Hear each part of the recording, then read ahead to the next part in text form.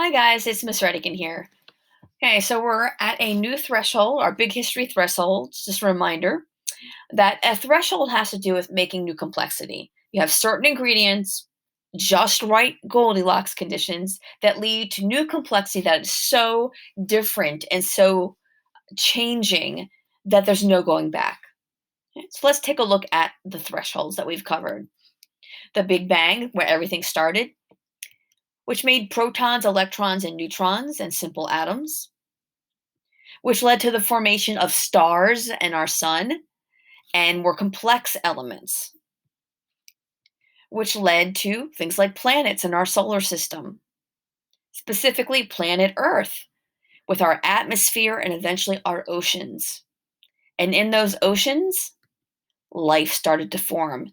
Those organic molecules combine, and we get cells and multicellular organisms and life. Life evolves to us, right, humans.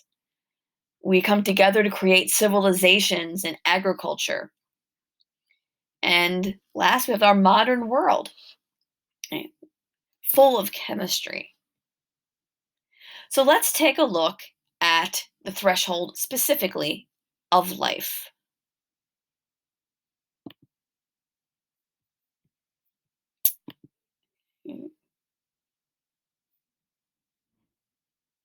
It's taking a minute to load.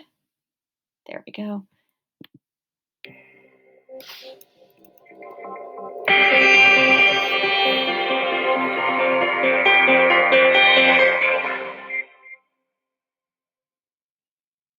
Threshold 5 brings us life. What is life? Though there may be many other life forms in the universe, we can only study those that emerged on our planet. So from now on, we focus on our home planet, the Earth. All living things on Earth share important qualities. First, they take in energy from outside to maintain themselves. This is metabolism. Second, they all seem to constantly try to balance the conditions inside and outside themselves in order to survive as long as possible. This is called homeostasis. Third, they can make copies of themselves through reproduction because they all contain huge molecules of DNA or RNA that record how they were made. And fourth, over time, the information in those molecules can change so that later generations may be slightly different. And in this way, living things slowly diversify. Let's consider the ingredients and the Goldilocks conditions needed for life to form. The ingredients are a great variety of complex chemical compounds, including DNA and RNA. Two Goldilocks conditions provide ideal environments for these chemical compounds to combine in many different ways. First, you need energy to fuel those chemical reactions, but not too much, since that would just blast molecules apart. And second, you need a liquid. That's because it's hard for atoms to link up in gases where they are too far apart, or in solids where they can't move very much. So where could we find these Goldilocks conditions? Well, liquids can only exist in a narrow range of temperatures. If the temperature's too high, like right next to a star, then liquids turn into gases. If the temperatures are too cold, like in deep space, liquids turn into solids. Some rocky planets or moons are just the right distance from their suns to have lots of liquid water. They also have the right amount of energy to encourage chemical reactions. Here, on our Earth, 4 billion years ago, you would have found almost perfect conditions for some of the most complex chemistry you can imagine. That chemistry led to life.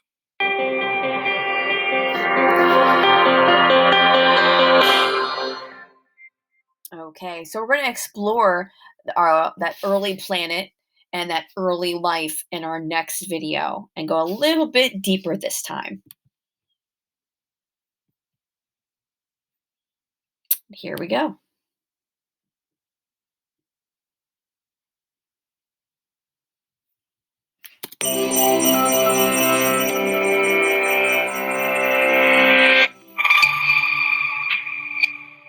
Billions of years ago, on the young planet Earth, simple organic compounds assembled into more complex coalitions that could grow and reproduce.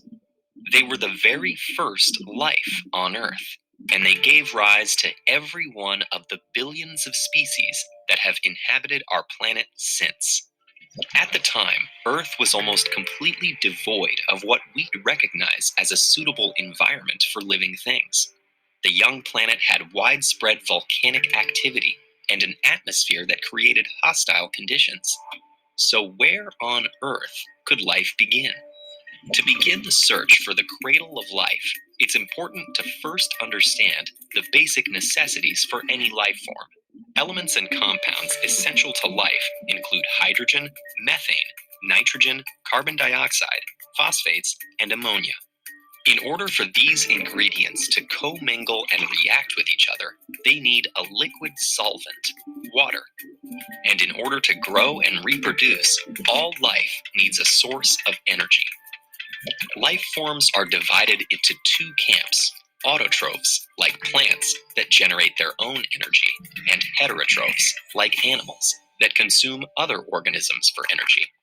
The first life form wouldn't have had other organisms to consume, of course, so it must have been an autotroph, generating energy either from the sun or from chemical gradients. So, what locations meet these criteria? Places on land or close to the surface of the ocean have the advantage of access to sunlight.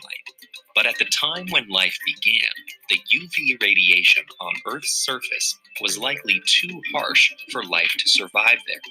One setting offers protection from this radiation and an alternative energy source: the hydrothermal vents that wind across the ocean floor, covered by kilometers of seawater and bathed in complete darkness. A hydrothermal vent is a fissure in the Earth's crust where seawater seeps into magma chambers and is ejected back out at high temperatures, along with a rich slurry of minerals and simple chemical compounds. Energy is particularly concentrated at the steep chemical gradients of hydrothermal vents. There's another line of evidence that points to hydrothermal vents: the last universal common ancestor of life, or LUCA for short. LUCA wasn't the first life form, but it's as far back as we can trace. Even so, we don't actually know what LUCA looked like. There's no LUCA fossil, no modern day LUCA still around. Instead, scientists identified genes that are commonly found in species across all three domains of life that exist today. Since these genes are shared across species and domains, they must have been inherited from a common ancestor. These shared genes tell us that LUCA lived in a hot, oxygen-free place and harvested energy from a chemical gradient, like the ones at hydrothermal vents. There are two kinds of hydrothermal vent: black smokers and white smokers. Black smokers release acidic, carbon dioxide rich water, heated to hundreds of degrees Celsius and packed with sulfur, iron, copper, and other metals essential to life. But scientists now believe that black smokers were too hot for LUCA, so now the top candidates for the cradle of life are white smokers. Among the white smokers, a field of hydrothermal vents on the mid-Atlantic ridge called Lost City has become the most favored candidate for the cradle of life. The seawater expelled here is highly alkaline and lacks carbon dioxide, but is rich in methane and offers more hospitable temperatures. Adjacent black smokers may have contributed the carbon dioxide necessary for life to evolve at Lost City, giving it all the components to support the first organisms that radiated into the incredible diversity of life on Earth today. Did you know that a single-celled organism caused the first mass extinction? Check out this animation about how it almost wiped out life on Earth and paved the way for complex life. Okay, so we've taken a look at how life started, where life started in a solution called our ocean. We're going to keep going a little bit further about these reactions and the changes that led to life growing and evolving to us. And that's all for now. Keep working.